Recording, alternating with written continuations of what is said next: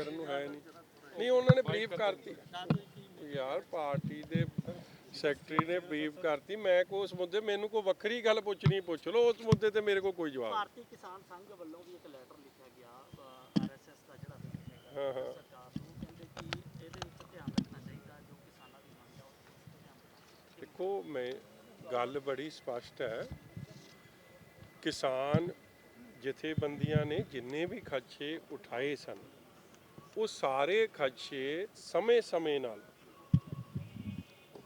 ਮੋਦੀ ਸਾਹਿਬ ਨਾਲ ਤੇ agriculture minister ਨਾਲ ਭੈਣ ਜੀ ਬੀਬਾ ਹਰਸਿਮਰਤ ਕੌਰ ਬਾਦਲ ਜੀ ਕੈਬਨਿਟ ਦੇ ਅੰਦਰ ਰਹਿੰਦਿਆਂ ਔਰ ਬਾਅਦ 'ਚ ਵੀ ਉਠਾਉਂਦੇ ਰਹੇ ਉਸੇ ਹਿਸਾਬ 'ਚ ਜਿਹੜੀ ਐਮਐਸਪੀ ਦੀ ਚਿੱਠੀ ਵੀ ਆਈ ਸੀ ਆਫਟਰ ਆਲ ਉਹੀ ਖਦਸ਼ੇ ਉਠਾਏ ਸਨ ਐਮਐਸਪੀ ਦੀ ਚਿੱਠੀ ਵੀ ਆਈ ਉਸ ਵੇਲੇ ਵੀ ਕਿਸਾਨ ਜਥੇਬੰਦੀਆਂ ਨੇ ਕਿਹਾ ਕਿ ਐਮਐਸਪੀ ਕੱਲੀ ਚਿੱਠੀ ਦੇ ਤੌਰ ਤੇ ਸਾਡੀ ਤਸੱਲੀ ਨਹੀਂ ਹੈ ਔਰ ਅਸੀਂ ਵੀ ਫਿਰ ਇਹ ਗੱਲ ਕਹੀ ਕਿ ਜੇ ਸਾਰਿਆਂ ਦੀ ਇਸ ਗੱਲ ਤੇ ਤਸੱਲੀ ਨਹੀਂ ਹੁੰਦੀ ਤੇ ਸ਼੍ਰੋਮਣੀ ਅਕਾਲੀ ਦਲ ਵੀ ਇਸ ਗੱਲ ਤੇ ਤਸੱਲੀ ਨਹੀਂ ਪ੍ਰਗਟਾ ਸਕਦਾ ਕਿਉਂਕਿ ਖਦਸ਼ੇ ਵੱਖ-ਵੱਖ ਜਥੇਬੰਦੀਆਂ ਕਿਸਾਨ ਉਠਾ ਰਹੇ ਆ ਔਰ ਅਖੀਰ 'ਚ ਉਹਦਾ ਸਿੱਟਾ ਇਹੀ ਨਿਕਲਿਆ ਕਿ ਜੋ ਮੋਦੀ ਸਾਹਿਬ ਨੇ 2013 'ਚ ਗੱਲ ਕਹੀ ਸੀ ਐਸ ਚੀਫ ਮਿਨਿਸਟਰ ਰਹਿੰਦਿਆਂ ਕਿ ਐਮਐਸਪੀ ਇੱਕ ਸਟੈਚੂਟਰੀ ਰਾਈਟ ਬਣੇ ਕਾਨੂੰਨ ਬਣੇ ਇੱਕ ਅਧਿਕਾਰ ਬਣੇ ਅਸੀਂ ਅੱਜ ਉਹੀ ਮੰਗ ਕਰਦੇ ਹਾਂ ਕਿ ਇਹਨਾਂ ਬਿੱਲਾਂ 'ਚ ਤੁਸੀਂ ਐਮਐਸਪੀ ਦੀ ਗੱਲ ਨੂੰ ਦਰਜ ਕਰਾ ਦਿਓ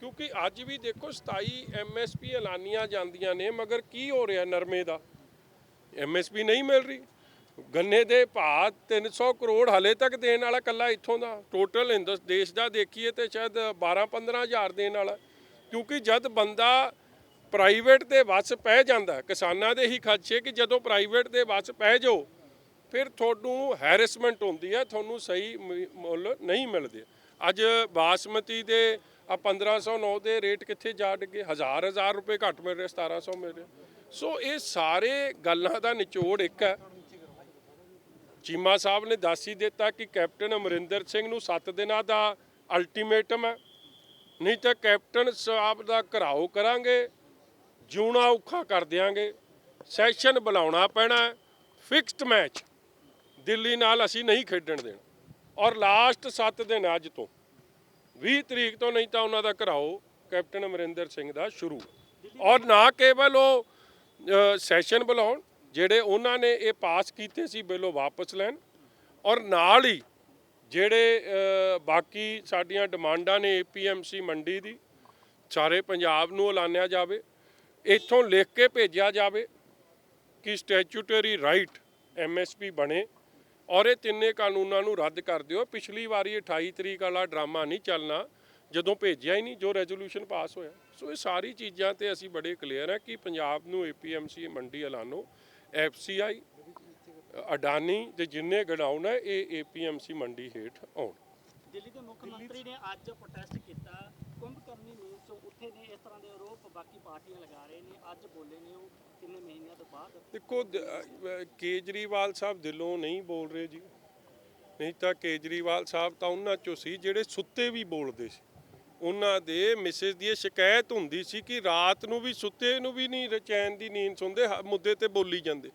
ਮਗਰ ਇੰਨਾ ਸਮਾਂ ਹੋ ਗਿਆ ਕਿੰਨੇ ਕਿਸਾਨ ਵਿਚਾਰੇ ਲੜਦੇ ਝਗੜਦੇ ਸਾਡੇ ਉਹ ਬਜ਼ੁਰਗ 2-3 ਦੀ ਡੈਥ ਹੋ ਗਈ ਜਿਹੜੇ ਰੇਲਵੇ ਲਾਈਨਾਂ ਤੇ ਸਾਡੀਆਂ ਸਤਿਕਾਰਯੋਗ ਮਾਤਾ ਜੀ ਸਾਡੇ ਬਜ਼ੁਰਗ ਬੈਠੇ ਸਨ ਮਗਰ ਕੇਜਰੀਵਾਲ ਸਾਹਿਬ ਨੂੰ ਇਹ ਅੱਜ ਮਸਾ ਜਾ ਕੇ ਜਿਵੇਂ ਮਜਬੂਰੀ ਬਸ ਜਿਵੇਂ ਗਲ 'ਚ ਗੂਠ ਦੇ ਕੇ ਬੁਲਾਈ ਦਾ ਉਸ ਤਰ੍ਹਾਂ ਬੋਲੇ ਆ ਲੋਕਾਂ ਦੀ ਸੰਤੁਸ਼ਟੀ ਨਹੀਂ ਇਹ ਜਿਹੜਾ ਦਿੱਲੀ 'ਚ ਬਹਿ ਕੇ ਜਿਹੜੇ ਕਿਸਾਨਾਂ ਦੀ ਵਕਾਲਤ ਨਾ ਕਰੇ ਉਸ ਲੋਕ ਬੜੀ ਚੰਗੀ ਤਰ੍ਹਾਂ ਸਮਝ ਰਹੇ ਆ ਔਰ ਅੱਜ ਵੀ ਮੈਂ ਸਮਝਦਾ ਕੇਵਲ ਇੱਕ ਫਾਰਮੈਲਿਟੀ ਕੀਤੀ ਆ ਇਸ ਫਾਰਮੈਲਿਟੀ ਤੇ ਤਾਂ ਕੋਈ ਸੰਤੁਸ਼ਟ ਨਹੀਂ ਆਮ ਆਦਮੀ ਪਾਰਟੀ ਨੇ ਦਿੱਲੀ ਦੇ ਜੰਤਰ ਮੰਤਰ ਧਰਨਾ ਲਾਇਆ ਔਰ ਉਸ ਤੋਂ ਬਾਅਦ ਸੰਸਦ ਘੇਰਨ ਦੀ ਕੋਸ਼ਿਸ਼ ਕੀਤੀ ਕਿ ਅਕਾਲੀ ਦਲ ਵੱਲੋਂ ਆਉਣ ਵਾਲੇ ਸਮੇਂ 'ਚ ਦਿੱਲੀ 'ਚ ਪ੍ਰੋਟੈਸਟ ਕੀਤਾ ਜਾ ਸਕਦਾ ਦੇਖੋ ਅਸੀਂ ਕਿਸਾਨਾਂ ਦੀ ਗੱਲ ਮੰਨੀ ਜਾਵੇ ਅਸੀਂ ਆਲਰੇਡੀ ਚੰਡੀਗੜ੍ਹ ਆ ਕੇ ਪ੍ਰੋਟੈਸਟ ਕੀਤਾ ਸੀ ਔਰ ਅਸੀਂ ਉਸ ਦਿਨ ਹੀ ਕਿਉਂਕਿ ਗਵਰਨਰ ਵੀ ਦਿੱਲੀ ਦੇ ਚੁਣੇ ਹੋਏ ਇੱਕ ਤਰੀਕੇ ਦੀ ਉਹੀ ਉਹਨਾਂ ਦੀ ਅਪਾਇੰਟਮੈਂਟ ਕਰਦੇ ਆ ਦਿੱਲੀ ਦੀ ਆਵਾਜ਼ ਹੈ ਇੱਥੇ ਬੈਠੀ ਹੈ ਅਸੀਂ ਹੁਣ ਬੜੇ ਕਲੀਅਰ ਹੈ ਪਹਿਲਾਂ ਅਸੀਂ ਪੰਜਾਬ ਦੀ ਵਿਧਾਨ ਸਭਾ ਪੰਜਾਬ ਦੇ ਲੋਕਾਂ ਦੀ ਜਿਹੜੀ ਆਵਾਜ਼ ਹੈ ਉਹ ਦਿੱਲੀ ਤੱਕ ਅਸੀਂ ਥਰੂ ਵਿਧਾਨ ਸਭਾ ਪਹਿਲਾਂ ਭੇਜਣੀ। ਜਦੋਂ ਵਿਧਾਨ ਸਭਾ ਦਾ ਸਾਡਾ ਪਹਿਲਾ ਮੋਰਚਾ ਵਿਧਾਨ ਸਭਾ ਹੈ, ਜਦ ਉਹ ਮੋਰਚਾ ਅਸੀਂ ਫਤਿਹ ਕਰ ਲਾਂਗੇ ਫਿਰ ਦਿੱਲੀ ਤਾਂ ਸੁਭਾਵਿਕ ਹੈ, ਦਿੱਲੀ ਤਾਂ ਪਾਰਲੀਮੈਂਟ 'ਚ ਵੀ ਲੜਾਈ ਹੋਈ ਸੀ। ਪਾਰਲੀਮੈਂਟ 'ਚ ਵੀ ਜੇ ਸਾਰਾ ਲੋਕ ਸਭਾ ਰਾਜ ਸਭਾ 'ਚ ਮੁੱਦਾ ਬਣਿਆ, ਜੇ ਇਹ ਮਹਿਸੂਸ ਹੋਇਆ ਕਿ ਰਾਜ ਸਭਾ 'ਚ ਲੋਕਤੰਤਰ ਦਾ ਘਾਣ ਹੋਇਆ, ਇਹ ਸਾਰਾ ਕੁਝ ਭੈਣ ਜੀ ਦੇ ਅਸਤੀਫੇ ਤੋਂ ਬਾਅਦ ਜਾਂ ਸ਼੍ਰੋਮਣੀ ਅਕਾਲੀ ਦਲ NDA ਦਾ ਵਿਰੋਧ ਕਰਨ ਦੇ ਬਾਅਦ ਹੋਇਆ। ਔਰ ਅਸੀਂ ਸਾਰੀ ਲਾਈਕ ਮਾਈਂਡਡ ਪਾਰਟੀਆਂ ਨੂੰ ਇਸ ਕਿਸਾਨੀ ਦੇ ਮੁੱਦੇ ਤੇ ਇਕੱਠੇ ਕਰਕੇ ਦੇਸ਼ ਇੱਕ ਕਿਸਾਨ ਪ੍ਰਧਾਨ ਦੇਸ਼ ਹੈ, ਪੰਜਾਬ ਇੱਕ ਕਿਸਾਨੀ ਪ੍ਰਧਾਨ ਸੂਬਾ। ਇਹ ਇਕੱਲਾ ਕਿਸਾਨਾਂ ਨਾਲ ਨਹੀਂ, ਇਹ ਖੇਤ ਮਜ਼ਦੂਰ, ਦੁਕਾਨਦਾਰ, ਪੰਜਾਬ ਦੇ ਭਵਿੱਖ ਦੀ ਗੱਲ ਹੈ। ਉਹਨੂੰ ਲੈ ਕੇ ਅਖੀਰ ਤੱਕ ਇਹ ਲੜਾਈ ਜਾਰੀ ਰਹੂਗੀ। ਕੇਂਦਰ ਦੀ ਜੋ ਖੇਤੀਬਾੜੀ ਸਕੱਤਰ ਹੈ ਉਹਨਾਂ ਵੱਲੋਂ ਦੁਬਾਰਾ ਸੱਦਾ ਆਇਆ, ਪਰ ਕਿਸਾਨ ਯੂਨੀਅਨਾਂ ਕਹਿ ਰਹੀਆਂ ਕਿ ਸਾਨੂੰ ਸਰਕਾਰ ਬੁਲਾਵੇ, ਸਕੱਤਰ ਨਾਲ ਗੱਲਬਾਤ ਕਰੇ।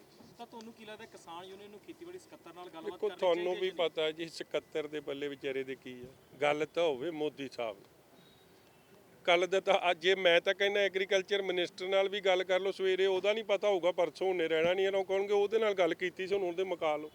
ਗੱਲ ਤਾਂ ਕੱਲੀ ਪ੍ਰਧਾਨ ਮੰਤਰੀ ਸਾਹਿਬ ਦੀ ਗੱਲ ਦਾ ਕੋਈ ਮੈਂ ਕਹਿ ਸਕਦਾ ਵਜਨ ਹੈ, ਬਾਕੀ ਤਾਂ ਪਪਟ ਵਾਲਾ ਕੰਮ ਹੈ ਜੀ। ਕੁਝ ਹੋਵੇ ਨਾ ਹੋਵੇ, ਕੱਲ ਲੱਭੇ ਨਾ, ਜਿਵੇਂ ਤੁਸੀਂ ਆ ਕੱਲ ਕੋਈ ਛੱਡ ਕੇ ਕੋਈ ਜੀ ਵਾਲੇ ਨੇ ਅੱਜ ਮੇਰੇ ਤਪਨ ਨੇ ਸਵਾਲ ਪੁੱਛ ਲਿਆ, ਕੱਲ ਰੱਬ ਕਰੇ ਤਰੱਕੀਆਂ ਕਰੇ, ਮਗਰ ਕੱਲ ਜੇ ਇੱਧਰ ਉੱਧਰ ਹੋ ਗਿਆ ਤੇ ਅਸੀਂ ਕਿਹਨੂੰ ਲੱਭਦੇ ਫਿਰਾਂਗੇ।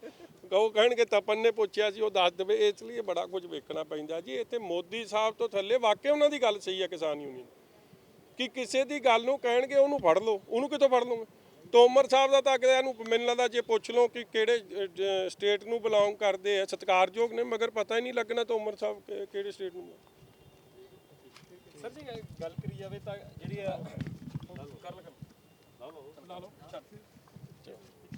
ਜਿਹੜੀ ਕੇਂਦਰ ਸਰਕਾਰ ਹੈ, ਕੇਂਦਰ ਸਰਕਾਰ ਲਗਾਤਾਰ ਕਰੀ ਕਿ ਕਿਸਾਨ ਸਾਡੇ ਨਾਲ ਆ ਕੇ ਤੁਸੀਂ ਮੀਟਿੰਗ ਮੇਰੇ ਨਾਲ ਨਾ ਕੋਈ ਕਾਂਗਰਸ ਦੀ ਗੱਲ ਪੁੱਛ ਲਓ, ਉਹਨਾਂ ਦੇ ਮੇਲਾ ਮੂਲਾ ਹੋਇਆ ਸੀ, ਮੇਲੇ 'ਚ ਕੀ ਕੌਣ ਲੁੱਟ ਕੇ ਲੈ ਗਿਆ ਉਹ ਪੁੱਛ ਲਓ, ਕਿਹੜੇ ਕੰਮ ਨੂੰ ਪਏ ਮੈਂ। ਸਿੱਧੂ ਤੇ ਦੱਸ ਦਿਓ ਜੀ, ਨਵਜੋਤ ਸਿੰਘ ਸਿੱਧੂ ਲਗਾਤਾਰ ਚਰਚਾ ਤੇ ਪਾਰਟੀ ਚੋਂ ਬਾਹਰ ਨਹੀਂ, ਮੇਰੇ ਦੱਸਣ ਵਾਲੀ ਕੋਈ ਗੱਲ ਰਹਿ ਗਈ ਹੈ? ਗੱਲ ਤਾਂ ਤੁਸੀਂ ਦੱਸੋ। ਦੱਸੋ ਰੰਧਾਵਾ ਸਾਹਿਬ ਨੂੰ ਦੱਸਣਾ ਪੈ ਗਿਆ ਕਿ ਮੈਂ ਗਧਾ ਨਹੀਂ, ਇਹ ਸ਼ੁਕਰ ਹੈ। ਦੇਖੋ ਕੀ ਹਾਲਾਤ ਬਣ ਗਏ ਕਿ ਆਏ ਤਾਂ ਸੀ ਰਾਹੁਲ ਗਾਂਧੀ ਜੀ ਇੱਥੇ ਔਰ ਆਏ ਸੀ ਕਿਸਾਨਾਂ ਲਈ, ਮਗਰ ਹਾਲਾਤ ਇਹ ਬਣ ਗਏ ਕਿ ਪੰਜਾਬ ਦੇ ਵਜ਼ੀਰਾਂ ਨੂੰ ਦੱਸਣਾ ਪੈ ਗਿਆ। ਉਹ ਕਹਿ ਰਿਹਾ ਮੈਂ ਘੋੜਾ, ਉਹ ਕਹਿੰਦਾ ਮੈਂ ਗਧਾ ਨਹੀਂ। ਹਾਲਾਤ ਤਾਂ ਇਹ ਬਣ ਗਏ, ਕਿਸਾਨੀ ਕਿੱਧਰ ਗਈ?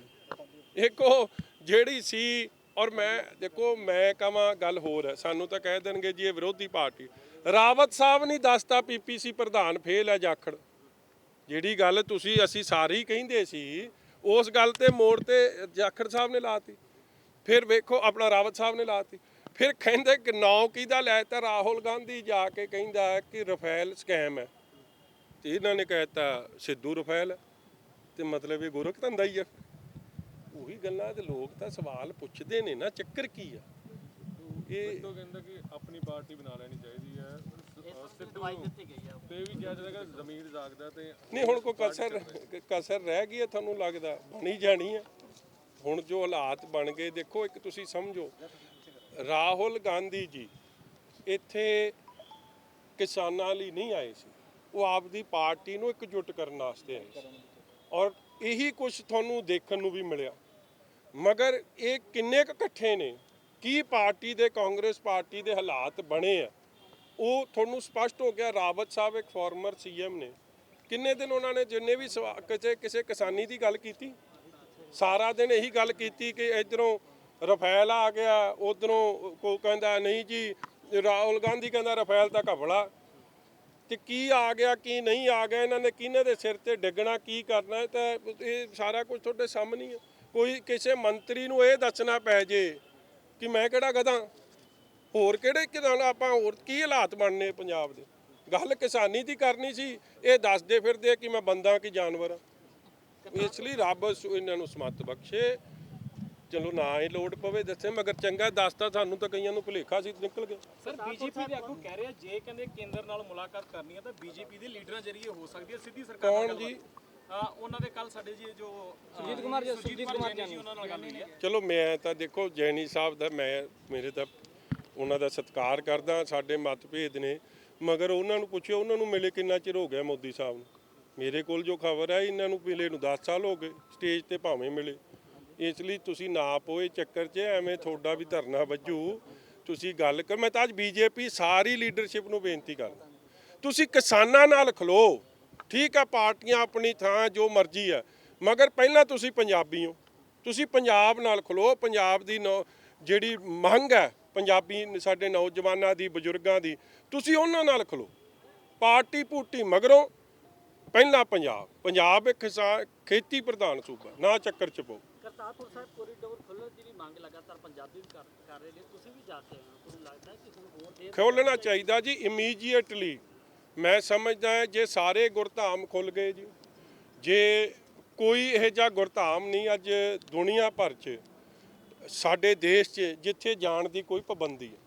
ਔਰ ਮੈਂ ਅੱਜ ਮਹਿਸੂਸ ਕਰਦਾ ਕਿ ਬਗੈਰ ਦੇਰੀ ਤੋਂ ਇਮੀਡੀਏਟਲੀ ਗੁਰਪੁਰਬ ਵੀ ਆ ਰਿਹਾ, ਔਰ ਗੁਰਪੁਰਬ ਦੇ ਸਤਿਕਾਰ ਵਜੋਂ ਪਿਛਲੇ ਸਾਲ ਬੜਾ ਵੱਡਾ ਪ੍ਰੋਗਰਾਮ ਦੋਵੇਂ ਦੇਸ਼ਾਂ ਨੇ ਮਨਾਇਆ ਸੀ।